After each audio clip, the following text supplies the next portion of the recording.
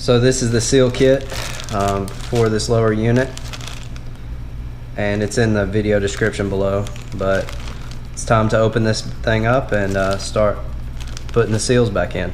And we're going to start with the last one we removed. So take the new seal out of the seal kit, and the silver or metallic side goes up just as the old one did. Place it in there, make sure it's started off level.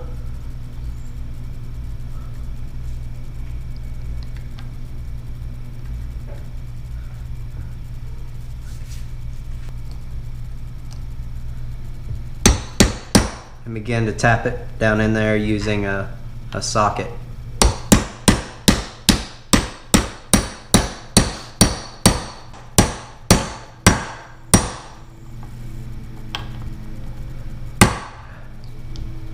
And there you go. Next thing we're going to do is replace the seal that goes in this area. But first I'm going to put some grease down and try to pack the needle bearing a little bit, or as best I can.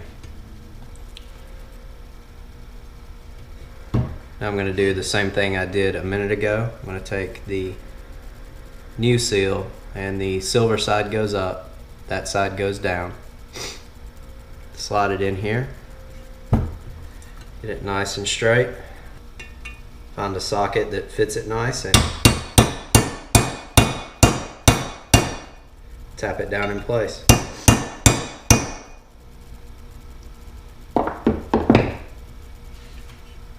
And there you have it. Next thing I'm going to do is reinstall the brass bushing. This comes with a new O-ring and a new felt washer.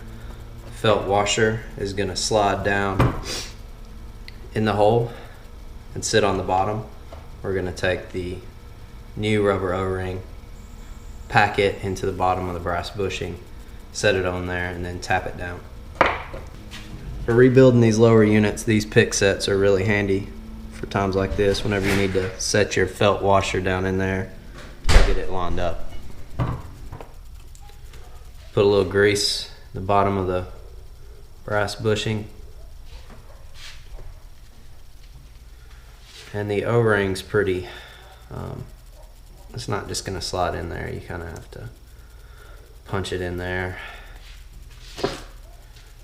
Use the back side of your pick and make sure it's down there really well.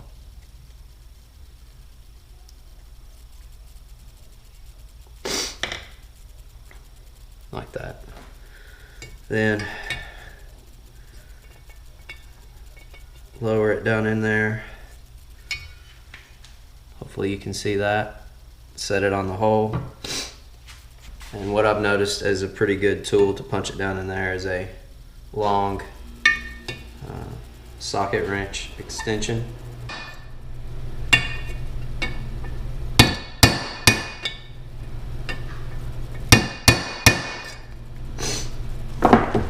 And with a little love, you can sit it in there nice and clean like that. Now, just like before, we're going to rebuild everything from the top to the bottom. When I say like before, we took it apart from the bottom to the top, so we're going to go in the same order, or the reverse order, rebuilding it. So the first thing we're going to set down is our water pump plate. There's only 3 holes in it, so it can only get oriented in a certain direction. So like that. Once we have our plate in position, we're going to take a little bit of grease, apply it on our new propeller.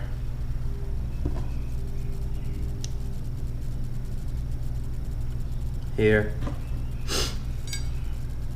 Slide it over the top and down to almost in position. Put a little bit of grease there.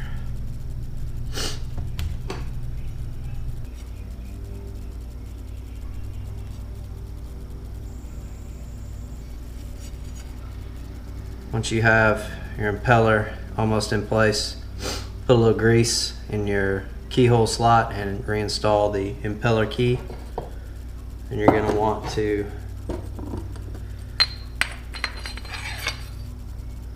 reinstall the housing, then twist and get the impeller installed back into the impeller housing. And then line the key up, and now as a unit slide this back down on top here. Get your screws,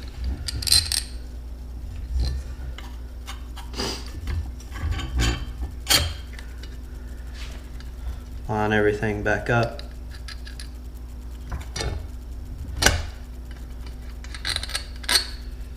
Make sure everything's in the right position first.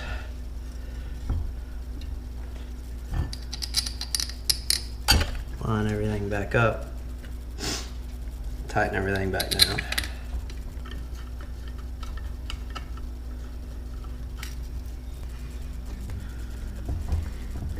Rotate the drive shaft.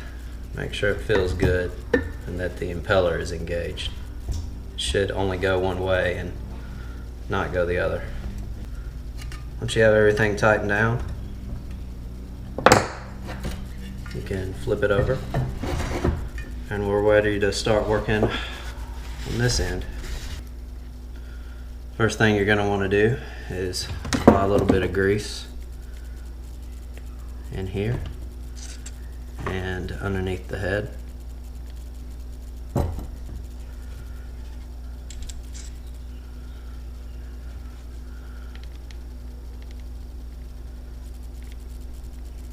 Doesn't have to be a lot. Slide that back down. First, we need to reassemble the gears on the prop shaft. One thing you want to do is make sure that there is some lubricant.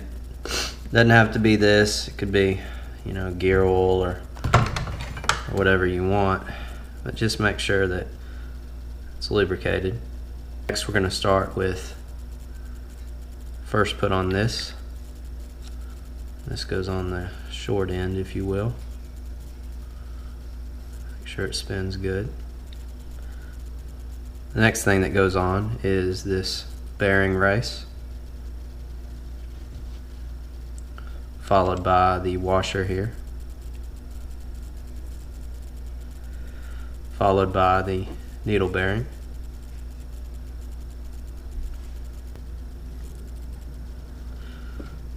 For this gear, it has a little washer that sits inside of it, so you want to make sure it's lubricated.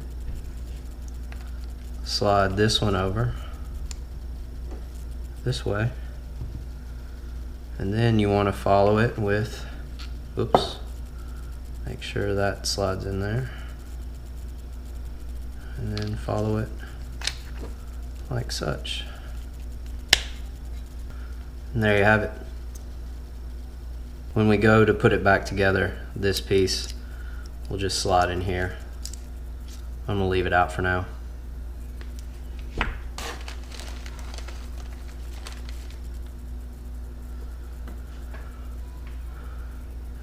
To finish it off, we're gonna slide on our new O-ring.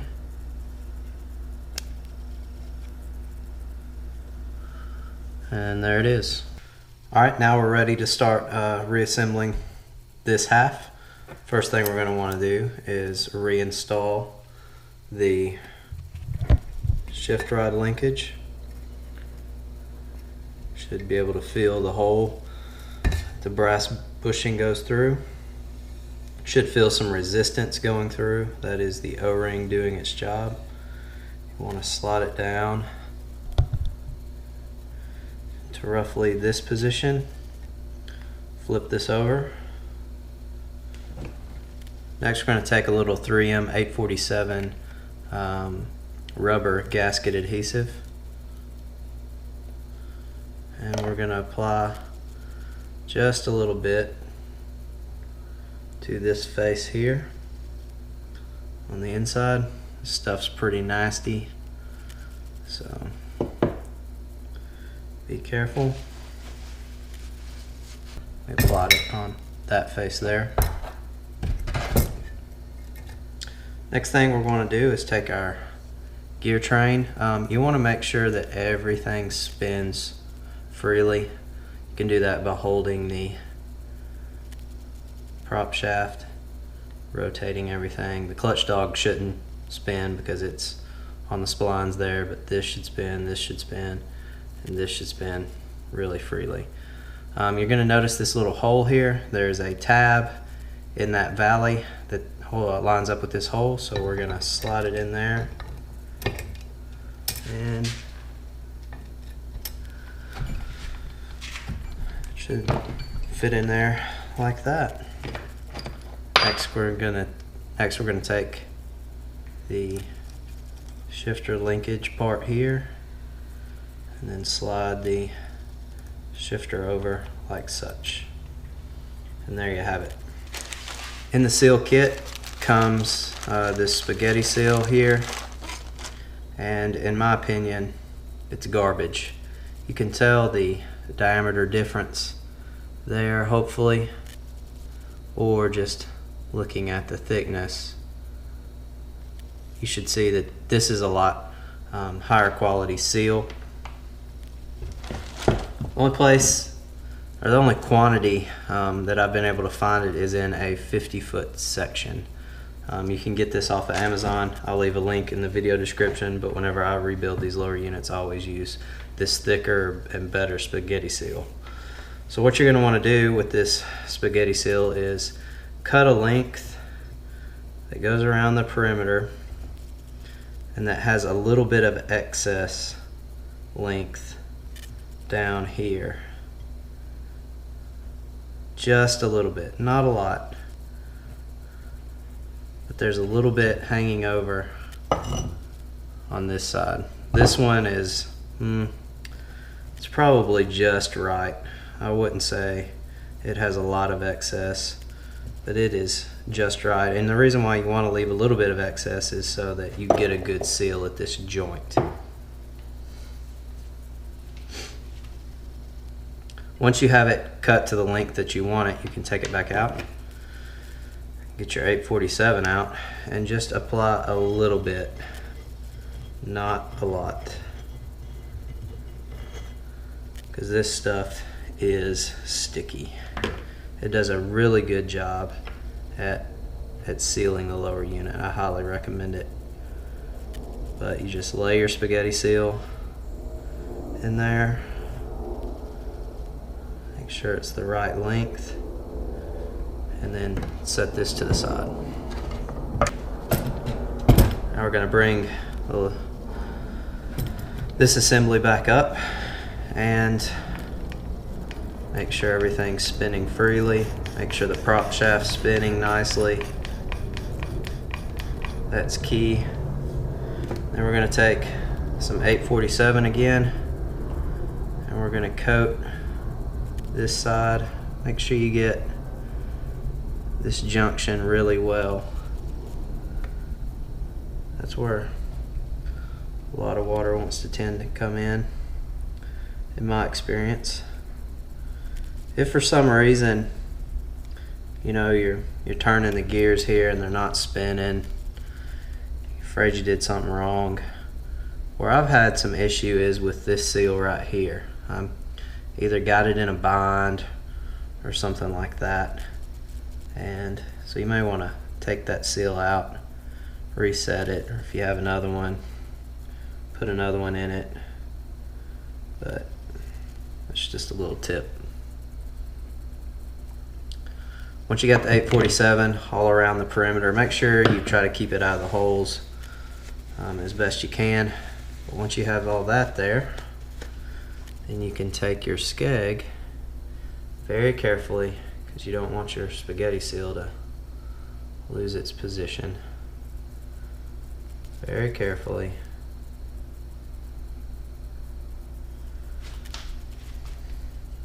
Flip it over. And this is why you put that 847 inside that tray is because you need to flip it over and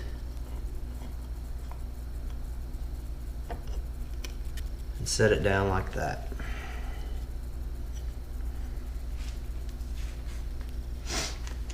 Now while that's just sitting there,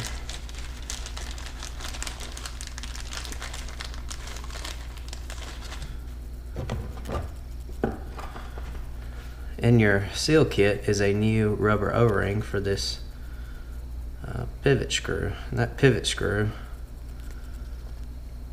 is what allows the shifter linkage to engage the clutch dog. It basically pivots around the shaft, and it's on the opposite side right here. And I usually at this time try to line that up. You may have to take your other hand and look through the hole and line up the shifter linkage, and it's not too bad to do. Then you tighten it down. Make sure this is spinning freely. It's always a good check to do before you get too far down the road. I've rebuilt some, got a little cocky, and when I got it all put back together, went to spin the drive shaft in neutral and it was stuck. So always periodically check that. Put all your screws in.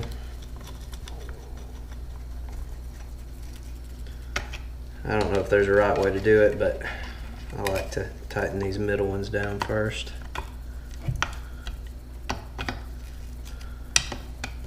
Try to go back and forth and get them even.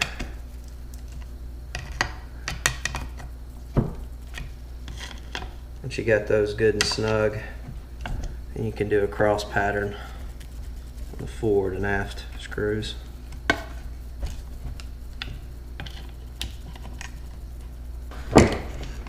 Make sure it spins in neutral.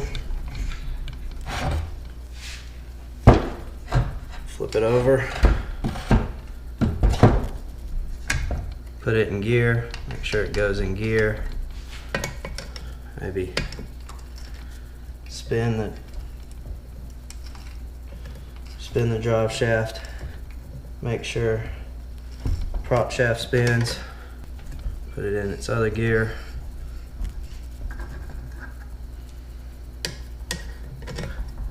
Make sure it goes in gear. Gently spin the drive shaft. Make sure everything works. The last thing that we need to do is replace the O-rings on the fill and drain screws for replacing the oil. Your rebuild kit comes with those.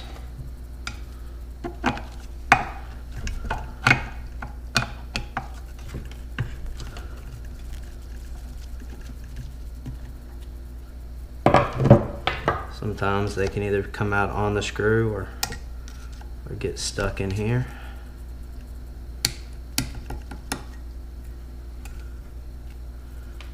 Replace that.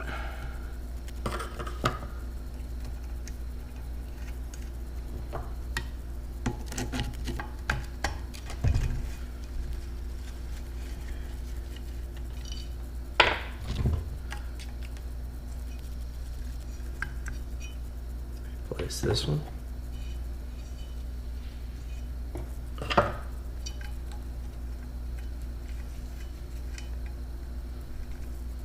Sometimes you can just take them out and slide them over the screw that way if they're giving you trouble.